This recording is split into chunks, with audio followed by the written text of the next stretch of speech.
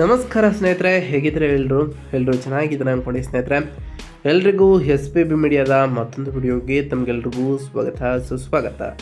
ಸ್ನೇಹಿತರೆ, ಈ 2026ರ ಹೊಸ ವರ್ಷದ ಸಂದರ್ಭದಲ್ಲಿ ಈ ಜನವರಿ ತಿಂಗಳಿನಲ್ಲಿ ಜನವರಿ 9ರ ನಂತರ ಈ ಮೇಷ ರಾಶಿಯವರ ಜೀವನದಲ್ಲಿ ಏನೆಲ್ಲ ಬದಲಾವಣೆಗಳನ್ನು ಕಾಣಲಿದ್ದೀರಿ. ಈ ಜನವರಿ ತಿಂಗಳಿನಲ್ಲಿ ಉಂಟಾಗ್ತಿರುವಂತಹ ಗ್ರಹ ಸಂಚಾರಗಳು ನಿಮ್ಮ ಜೀವನದ ಮೇಲೆ ಏನೆಲ್ಲ ಪರಿಣಾಮವನ್ನು ಬೀರ್ಬೋದು, ಈ ಪರಿಣಾಮದಿಂದಾಗಿ ನಿಮ್ಮ ಜೀವನದಲ್ಲಿ ಯಾವುದರಲ್ಲಿ ಶುಭವಾಗಲಿದೆ, ಯಾವುದರಲ್ಲಿ ಬಹಳ ಎಚ್ಚರಿಕೆಯನ್ನು ವಹಿಸಬೇಕು, ಹಾಗೆಯೇ ಈ ರಾಶಿಯವರಿಗೆ ಈ ತಿಂಗಳಿನಲ್ಲಿ ಉಂಟಾಗ್ತಿರುವಂತಹ ಸಮಸ್ಯೆಗಳಿಗೆ ಸರಳ ಪರಿಹಾರವನ್ನು ಕೂಡ ಇದೇ ವಿಡಿಯೋದಲ್ಲಿ ತಿಳಿಸ್ಕೊಡ್ತಾ ಹೋಗ್ತಾನೆ ಸ್ನೇಹಿತರೆ.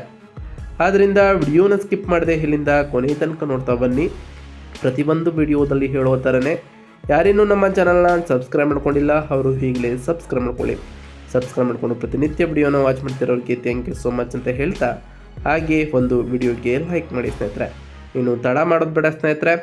ಈ ಮೇಷ ರಾಶಿಯವರಿಗೆ ಜನವರಿ ತಿಂಗಳ ಭವಿಷ್ಯ ಹೇಗಿರಲಿದೆ, ಜನವರಿ ತಿಂಗಳಿನಲ್ಲಿ ಗ್ರಹ ಸಂಚಾರಗಳು ಹೇಗಿರಲಿದೆ, ಜನವರಿ 9ರ ನಂತರ ಏನೆಲ್ಲ ಬದಲಾವಣೆಯನ್ನು ಕಾಣಲಿದ್ದೀರಿ ಎಂಬುದನ್ನು ಒಂದೊಂದಾಗಿ ನೋಡ್ತಾ ಬರೋಣ.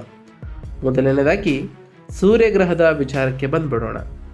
ಧನುರಾಶಿಯ 9ನೇ ಮನೆಯಿಂದ ಮಕರ ರಾಶಿಯ 10ನೇ ಮನೆಗೆ ಜನವರಿ 14ರಂದು ಸೂರ್ಯನು ರಾಶಿ ಬದಲಾವಣೆಯನ್ನು ಮಾಡಲಿದ್ರೆ, ಇನ್ನು ಶುಕ್ರನು ಧನುಷ್ ರಾಶಿಯ 9ನೇ ಮನೆಯಿಂದ ಮಕರ ರಾಶಿಯ 10ನೇ ಮನೆಗೆ ಜನವರಿ 13ರಂದು ರಾಶಿ ಬದಲಾವಣೆಯನ್ನು ಮಾಡಲಿದ್ದಾರೆ.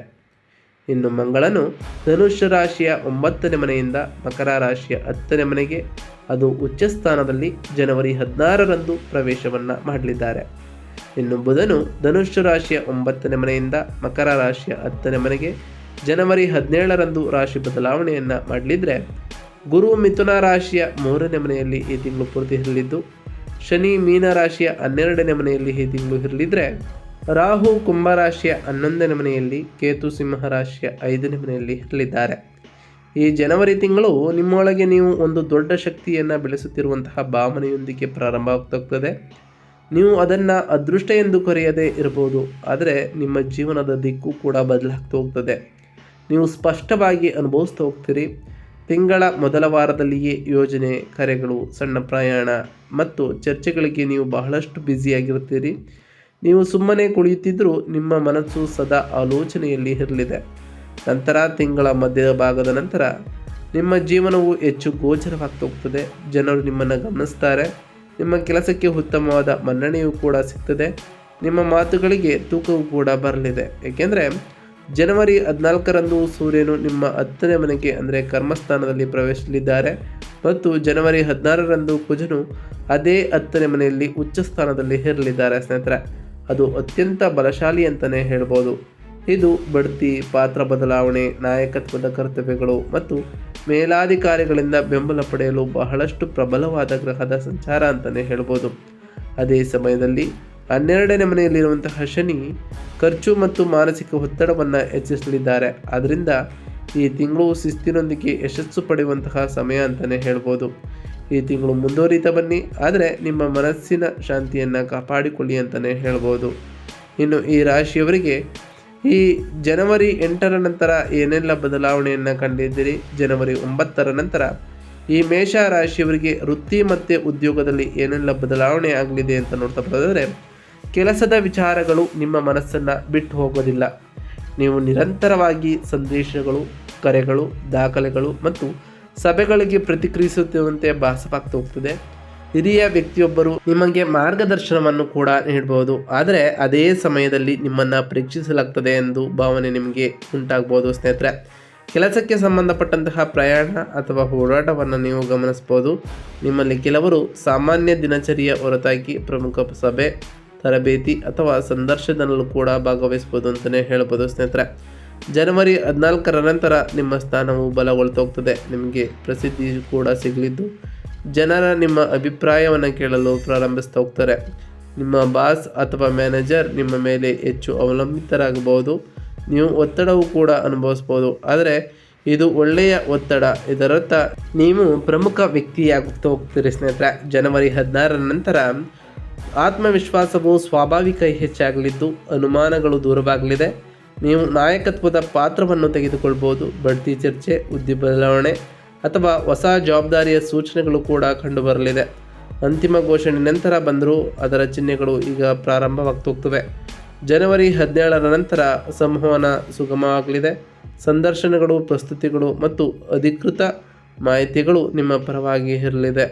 ನೀವು ಉದ್ಯೋಗ ಬದಲಾವಣೆಯನ್ನು ಯೋಜಿಸುತ್ತಿದ್ದರೆ ಈ ದಿನಾಂಕದ ನಂತರ ಪ್ರಯತ್ನಿಸಿ. ಇದರಿಂದ ಸಾಕಷ್ಟು ಬದಲಾವಣೆಗಳನ್ನು ಕಾಣಲಿದ್ದೀರಿ ಅಂತಲೇ ಹೇಳ್ಬೋದು. 5ನೇ ಮನೆಯಲ್ಲಿರುವಂತಹ ಕೇತು ಹೇಳ್ತಾರೆ, ಭಾವನಾತ್ಮಕವಾಗಿ ದೂರವಾಗಬೇಡಿ. ಈ ತಿಂಗಳು ಸಲಹೆ ನೀಡುವುದಕ್ಕಿಂತ ಹತ್ತಿರ ಇರುವುದು ಮುಖ್ಯ ಅಂತಲೇ ಹೇಳ್ಬೋದು. ಮೊದಲ ವಾರದಲ್ಲಿ ತಂದೆ ಅಥವಾ ಹಿರಿಯರ ಬಗ್ಗೆ ನೀವು ಚಿಂತಿಸಬಹುದು ಅಥವಾ ಪ್ರಯಾಣದಿಂದಾಗಿ ದೂರವೂ ಕೂಡ ಬರಬಹುದು. ದ್ವಿತೀಯಾರ್ಧವು ಸುಧಾರಣೆ ಮತ್ತು ನೆಮ್ಮದಿಯನ್ನು ತೋರಿಸಲಿದೆ ಅಂತಲೇ ಹೇಳ್ಬೋದು ಸ್ನೇಹಿತರೆ. 2ನೇ ವಾರದಲ್ಲಿ ಕೆಲಸದ ಒತ್ತಡ ಹೆಚ್ಚಾಗಲಿದ್ದು ನೀವು ನಿಮ್ಮನ್ನು ಹೆಚ್ಚು ದಣಿಸಿಕೊಳ್ಬೋದು. 12ನೇ ಮನೆಯಲ್ಲಿರುವಂತಹ ಶನಿಯು ನಿದ್ರೆಗೆ ಭಂಗವನ್ನು ಕೂಡ ತರಬಹುದು ಮತ್ತು ಮೌನ ಒತ್ತಡವನ್ನು ಉಂಟು ಮಾಡ್ಬೋದು ಸ್ನೇಹಿತರೆ. ಇನ್ನು ಸಲಹೆಯ ವಿಚಾರಕ್ಕೆ ಬರೆದರೆ ಸಾಧ್ಯವಾದಷ್ಟು ರಾತ್ರಿ 11 ಗಂಟೆಯ ಮೊದಲು ಮಲಗಿ, ಸಾಕಷ್ಟು ನೀರನ್ನು ಕುಡಿಯಿರಿ ಮತ್ತು ಸಮಯಕ್ಕೆ ಸರಿಯಾಗಿ ಊಟವನ್ನು ಮಾಡಿ ಸ್ನೇಹಿತರೆ. ತಿಂಗಳ ಮಧ್ಯದ ನಂತರ ವೇಗವಾಗಿ ವಾಹನ ಚಾಲನೆ ಮಾಡಬೇಡಿ ಅಂತಲೇ ಹೇಳ್ಬೋದು. ಇನ್ನು ವ್ಯಾಪಾರ ಮತ್ತು ವ್ಯವಹಾರದ ಬಗ್ಗೆ ಮಾತನಾಡ್ತಾ ಬರೋದಾದರೆ ಈ ಮೇಷರಾಶಿಯವರಿಗೆ ಈ ಡಿಸೆಂಬರ್ 8ರ ನಂತರ ತಮ್ಮ ಹೆಸರು ಮತ್ತು ವ್ಯಾಪ್ತಿ ಹೆಚ್ಚಾಗುತ್ತಿರುವುದನ್ನು ನೀವು ಅನುಭವಿಸ್ತಾ ಹೋಗ್ತೀರಿ. ಜನರು ನಿಮ್ಮನ್ನು ಗಂಭೀರವಾಗಿ ಪರಿಗಣಿಸಲು ಪ್ರಾರಂಭಿಸ್ತಾ ಹೋಗ್ತಾರೆ. ವಿಚಾರಣೆಗಳು, ಸಭೆಗಳು ಮತ್ತು ಚರ್ಚೆಗಳು ಹೆಚ್ಚು ಆಗಾಗ ನಡೀತಾ ಹೋಗ್ತವೆ ಸ್ನೇಹಿತರೆ.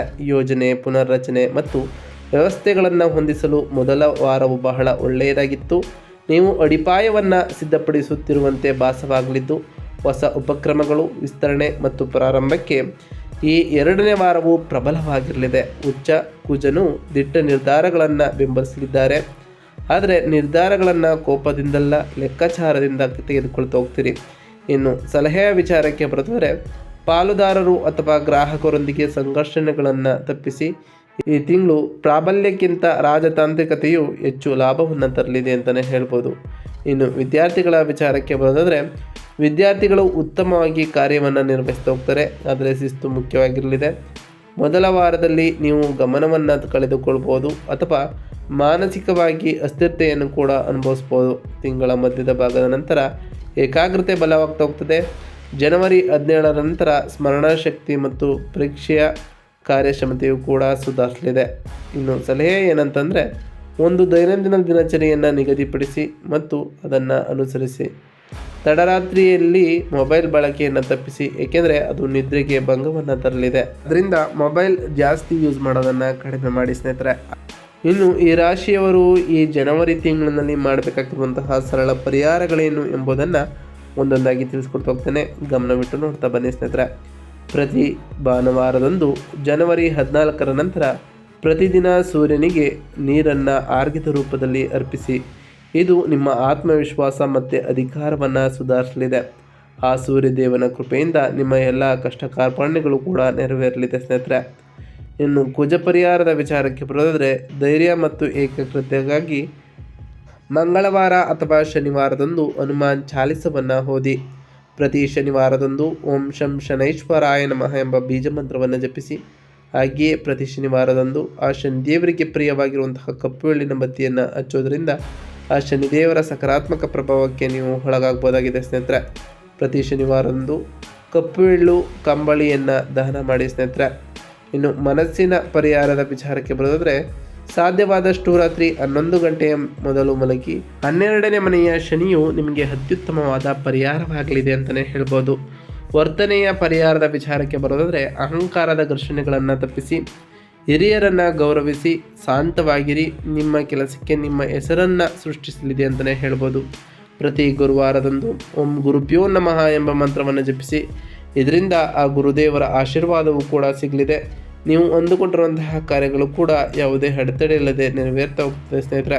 ಇದಾಗಿತ್ತು ಇವತ್ತಿನ ಒಂದು ವಿಡಿಯೋ ಸ್ನೇಹಿತರೆ. ವಿಡಿಯೋ ಇಷ್ಟ ಆಗಿತ್ತು ಅಂದರೆ ವಿಡಿಯೋಕ್ಕೆ ಒಂದು ಲೈಕ್ ಮಾಡಿ. ಯಾರೇನು ನಮ್ಮ ಚಾನಲ್ನ ಸಬ್ಸ್ಕ್ರೈಬ್ ಮಾಡ್ಕೊಂಡಿಲ್ಲ ಅವರು ಈಗಲೇ ಸಬ್ಸ್ಕ್ರೈಬ್ ಮಾಡ್ಕೊಳ್ಳಿ.